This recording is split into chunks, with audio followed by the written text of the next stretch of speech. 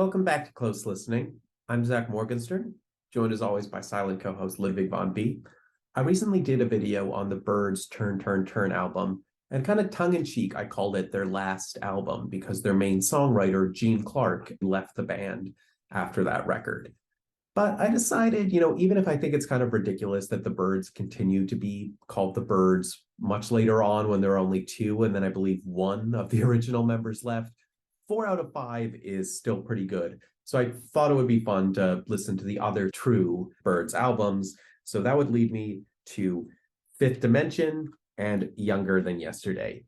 And one thing I'll say with these two records is this is a real case of not judging a book by its cover.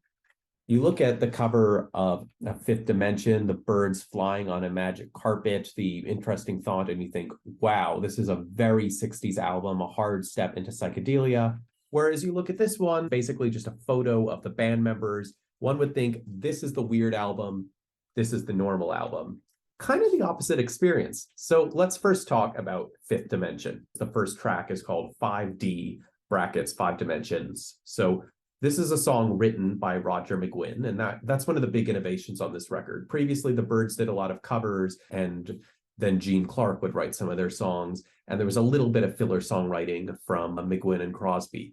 But on Fifth Dimension, Roger McGuinn really shows his own interest as a singer-songwriter. And this opening track, 5D, sounds really good. McGuinn sings in a nice, clean voice while there's a steady, thick beat and some organ by Van Dyke Parks playing in the background. What stands out about this song is, on the one hand, it announces its psychedelic ambitions with its title, but the sound doesn't amount to a radical transition from the Byrds' old sound either. It very much sounds like a folk rock song that could be on one of the first two albums. There's just that little bit of organ in the background that makes it just sound a touch more psychedelic. Now, lyrically, it is quite psychedelic. Jim/Roger McGuinn, I believe he was still going by Jim when this album was made, though the liner notes, because this is a CD, refers to him as Roger. But anyway, he talks quite passionately about this song, how it comes from his spiritual teachings, how he feels scientists are only operating on the third dimension, but truly enlightened people are operating on this fifth dimension. But you don't need to necessarily subscribe to his spiritual views to like the song. It's delivered like a folk song. It sounds like it could be a Bob Dylan composition if you're not paying attention to the lyrics too closely. But by the way, for those not familiar with the lead singer being named both Jim and Roger McGuinn, that was also tied to his spiritual teachings. He was told by his teacher that he needed a name that started with R because R resonated with the universe more. And Jim sent him a bunch of names, and the spiritual teacher said, I think Roger sounds the best. So Jim became Roger for unusual religious reasons. Track number 2 is Wild Mountain Time. This one is just a beautiful folk standard. So as I said, this album amounts to a gradual transitions towards psychedelia. This song sounds like it could be on the old Byrd records. There's nothing particularly psychedelic here other than, I suppose, engaging with nature, of picking this wild mountain time, sort of in line with the engaging with the universe message of the 5D song. Track number 3 is called Mr. Spaceman. Again, this could be a weird 60s song, but it's just played like country rock. It's just the lyrics are a bit of fun. It's about a guy who believes he's seen aliens and wants to go meet them. Track number 4 is called I See You. This one is co-written by McGuinn and David Crosby. And it's here where the psychedelia starts to take off a bit more, because Jim McGuinn has this very unusual guitar playing. He's moving very quickly between the notes. I think the obvious thing to many 60s music listeners is that he's influenced by sitar players like Ravi Shankar, but also apparently the jazz saxophone playing of John Coltrane was an important influence as well. He was trying to imitate the sound of a saxophone on a guitar. As for the lyrics of this one, they're a bit minimal, a bit on the meditative side. And that makes sense because David Crosby is the co-writer. And David Crosby's own style becomes much more apparent on track 5, where David Crosby is singing, and it's entirely his own composition.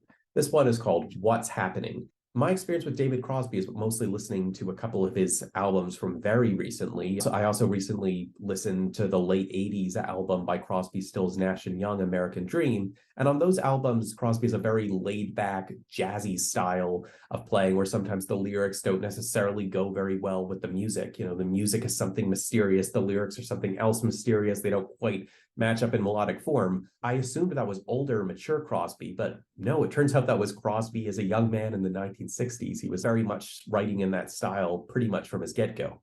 Track number 6 is called I Come and Stand at Every Door. This was written by a Turkish poet named Nazim Hikmet. Pete Seeger sang it as a folk song, and then the Byrds covered the Pete Seeger version. And it's basically calling on the world to be haunted by how horrible the bombing of Hiroshima was. Track 7 is the most famous song on this record. It's called 8 Miles High. And here's where Gene Clark's legacy continues, because he apparently wrote the lyrics to this one.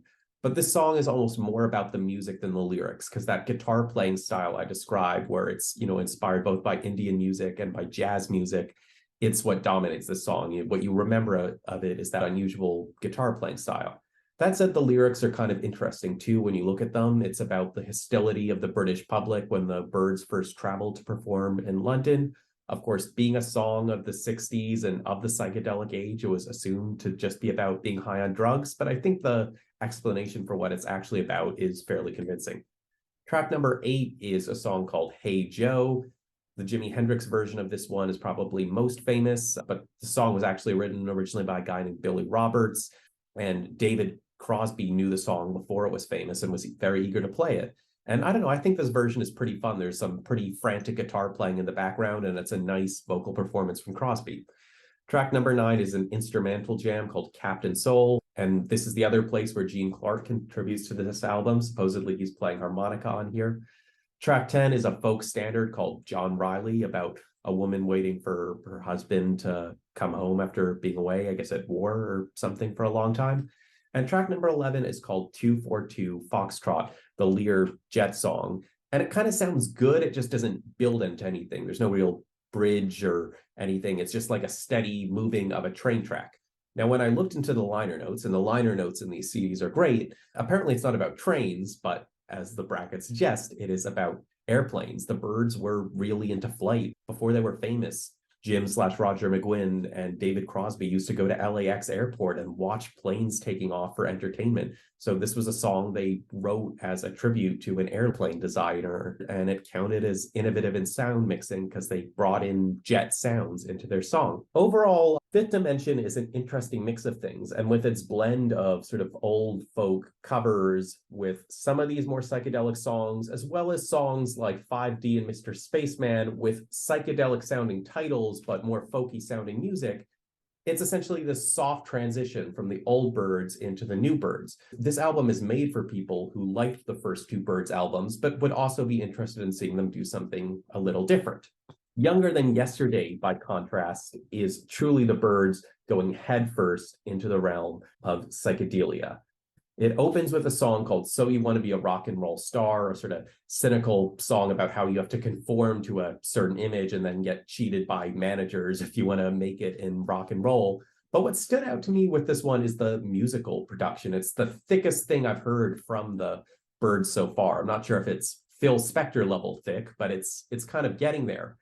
And one thing that stood out to me about the first three albums, with some limited exceptions, is that for the most part, the Byrds were writing songs where they could play all the instruments, they could do all the parts themselves. Sometimes that wasn't great. It meant the music sounded a bit amateur, a bit underdone. But this album is just such a stark departure from what they've done before, because now these songs, for better or for worse, sound big and heavy. It's not the free-flowing Rickenbacker jangle. Track number 2 is called Have You Seen Her Face? This is one of the songs written by bass player Chris Hillman, who hadn't previously been a songwriter with the band, but he comes out of the gate swinging. There's not much to say about his songs lyrically, but they're solid compositions that sound basically like things the Beatles would have done. Track number 3 is called CTA 102. This was co-written by Roger McGuinn and one of his friends. At first, it feels like it's doing the same thing as Mr. Spaceman, where it has this sort of futuristic title, but it sounds like a folk song, but then gradually various special effects come in. Track number 4 is called Renaissance Fair, a co-composition of David Crosby and Roger McGuinn, though I saw in the liner notes, David Crosby considers it really just his own song. It's a cool guitar duet, and it's an interesting example of the interplay between title and lyrics. Because if you just listen to the lyrics of this one, you probably wouldn't put the pieces together and realize it's just a description of a Renaissance fair. Rather, it feels like it's someone caught in this mysterious universe. And it's only when you look at the title and you're like, oh, this is not weird poetic imagery. It's just a literal description of a Renaissance fair. I thought that was a fun little literary trick. Track number 5 is another Chris Hillman song, Time Between. And again, it sounded kind of Beatley, though this time maybe more Ringo Starr singing a country song Beatley. Track number 6 is Everybody's Been Burned, a David Crosby composition. And like on the last album, we see David Crosby being mellow and jazzy and kind of minimal with the lyrics, creating that sound that I thought was mature Crosby, but in fact, it was him all his life. And the funny thing is, if you look at the titles of these individual songs, in theory, they could be about very different emotional states. But because the lyrics are so minimal, it's really hard to read too much into them. So these Crosby songs seem to be more about enjoying a vibe than necessarily knowing what he's singing about.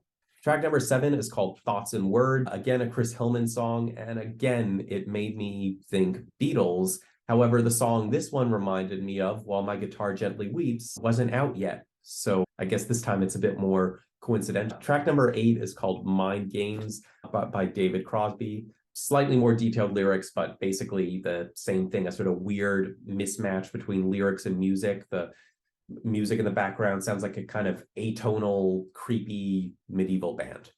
Track number 9 is the title song. It's a cover of Bob Dylan's My Back Pages, and it sounds so drastically different from everything on here. There's almost an irony to it being the title song, because, you know, the first 2 Byrds albums were named after the hit covers, Mr. Tambourine Man and Turn, Turn, Turn, respectively, and the sounds of those 2 covers kind of defined their respective albums, whereas nothing on this album sounds like My Back Pages. My Back Pages was a song written by a young Bob Dylan, realizing that even at such a young age, he felt like he'd already changed drastically. So it feels like the Byrds are doing the same thing. They're saying their days of being the Dylan cover band is already their My Back Pages. Jim McGuinn described My Back Pages as a protest song against protest songs. And if one looks at the lyrics and at the point Bob Dylan was at in his career when he wrote it, that's basically true. He's saying, you know, I used to have all these convictions, but now I don't really know what I believe. But I think the one thing Jim McGuinn missed in that quote, which is captured in the title of this album, is that the chorus of Bob Dylan's song goes, "But I was so much older then, I'm younger than that now." So there's actually an interesting ambiguity to My Back Pages. On the one hand, Dylan is saying that he can't identify with the bold young man who made himself the face of protest movements anymore. But he's also saying that he kind of regrets that. He felt that he used to have this youthful courage that made him willing to stand up for things. And in some ways, he feels smaller and weaker than he used to. Track number 10 is the final Chris Hillman composition. This one, I guess, of all the Hillman songs, is the most meaning. One that's trying to find wisdom in a relationship failing, kind of saying, don't be sad that it's over. Don't let people say, we told you so. Just be happy that you enjoyed the brief moments when it happened.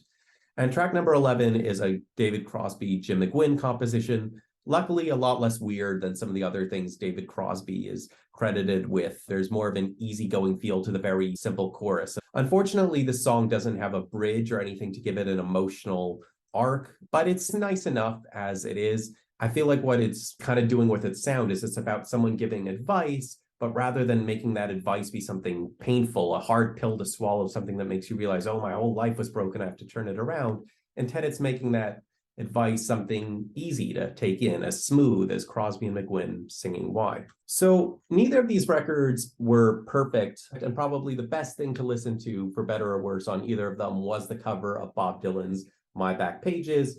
That said, overall, I think I found Fifth Dimension a bit more pleasant to listen to.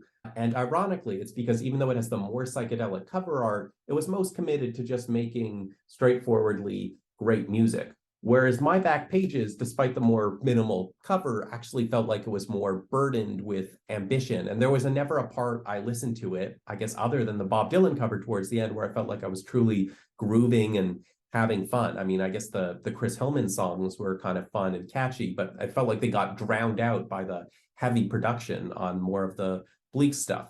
And it's interesting because when I was looking at reviews of these things, both in the liner notes and on AllMusic, people seem to think that Fifth Dimension was more hit and miss, and Younger Than Yesterday stands out as more of a classic. But if this is a classic, it's for its experimentalism. It's for bringing out the songwriters in Chris Hillman and David Crosby. and not necessarily because it's straightforwardly enjoyable to listen to. I think on that count, Fifth Dimension is the clear winner. I'm Zach Morgenstern. This is Ludwig von B. See you next time.